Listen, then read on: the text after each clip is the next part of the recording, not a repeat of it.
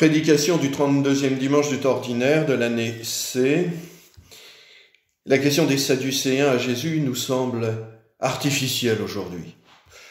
À l'époque, on développait des discussions interminables dans les écoles de théologie. En plus, au temps du Christ, la foi en la résurrection était toute neuve. Elle était loin d'être partagée par tous. On pouvait même être un véritable croyant juif sans adhérer à la foi en la résurrection de la chair.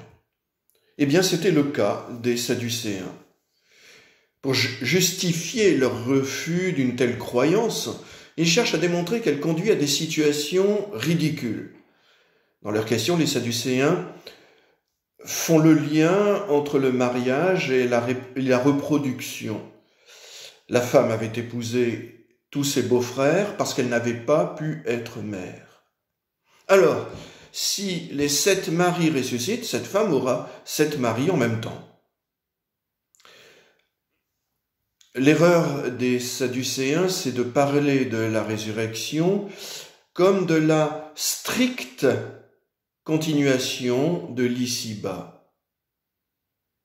Jésus leur répond donc que leur problème est désormais sans objet. Dans le monde à venir, tout est différent. Plus question de mort, ni de reproduction.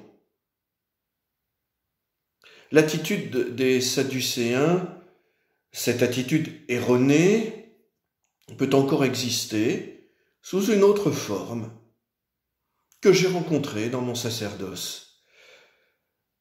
Par exemple, les questions « Mais où Dieu mettra-t-il tous ceux qui ressuscitent ? Et puis quel chômage si tout le monde ressuscite ? Comment la planète nourrira-t-elle tout ce monde-là ? » Oui, j'ai entendu ces questions-là, ou bien ces remarques. La réponse de Jésus montre qu'il y a une rupture entre la vie ici-bas et notre vie de ressuscité. Et l'erreur, c'est de chercher les articles de foi dans des raisonnements a priori. D'accord, mais nous, on dira, face à l'attitude des Sadducéens, mais ils ont recours à l'écriture. Oui, les Sadducéens ont recours à l'écriture, mais comme un faire-valoir de leurs opinions préconçues. Ils utilisent l'écriture pour prouver ce dont ils sont déjà persuadés par avance. Ils ne se mettent pas à l'écoute de l'écriture.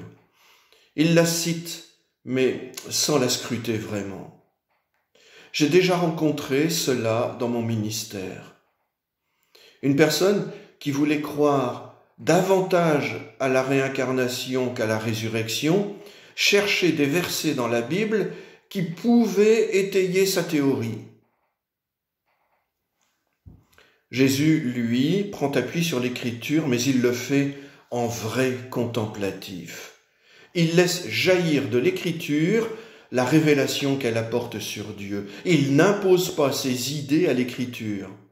Bien sûr, sa preuve, avec des guillemets, sa preuve de la résurrection au moyen de l'écriture nous laisse un peu perplexes. Je vais citer sa réponse. Que les morts ressuscitent, Moïse lui-même le fait comprendre dans le récit du buisson ardent, quand il appelle le Seigneur le Dieu d'Abraham, Dieu d'Isaac, Dieu de Jacob. Il n'est pas le Dieu des morts, mais des vivants. Tous, en effet, vivent pour lui. C'est en Luc 20, 27, 38. Je ne reprends pas la citation biblique, mais une preuve de la résurrection, ça ? Une preuve de la résurrection ? Oh bah tu parles. Mais pourquoi Jésus est-il aussi elliptique ? Parce que ses auditeurs sont censés s'être laissés pétrir par l'écriture. Jésus veut qu'ils se rappellent ce qu'exprime par exemple le psaume 104, les versets 8, 9 et 10. Ils sont sous-jacents à ce que Jésus vient de répondre aux Sadducéens, et ceux-ci devraient le savoir. Alors ces versets du psaume 104, version liturgique, numérotation liturgique, ces versets, les voilà.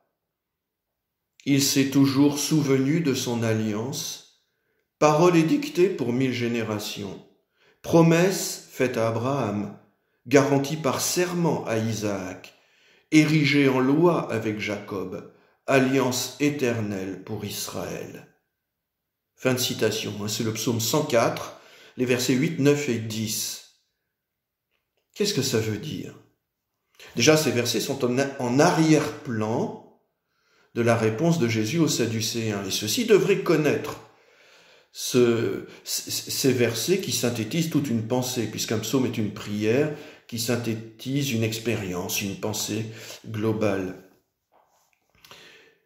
Si Dieu est Dieu, voilà ce que veut dire cet extrait de psaume. Si Dieu est Dieu, il ne l'est pas que pour une époque. Il doit rester fidèle à son engagement, pris envers les patriarches, Abraham, Isaac, Jacob, et leurs descendants. Donc la mort ne peut pas faire échec à cet engagement. Elle est là, la résurrection conformément aux Écritures. C'est l'expression d'une logique. Si Dieu est fidèle à l'engagement pris envers les patriarches, son alliance doit traverser la mort. Et ceci, ça n'est pas d'abord un raisonnement.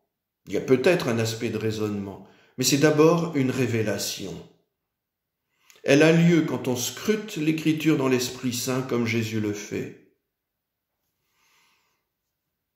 Dans cet évangile, n'y a-t-il pas une pointe de reproche dans le ton adopté par Jésus vis-à-vis des Sadducéens? Nous, on n'était pas là ce jour-là. Alors, on ne peut que le supposer. Amen.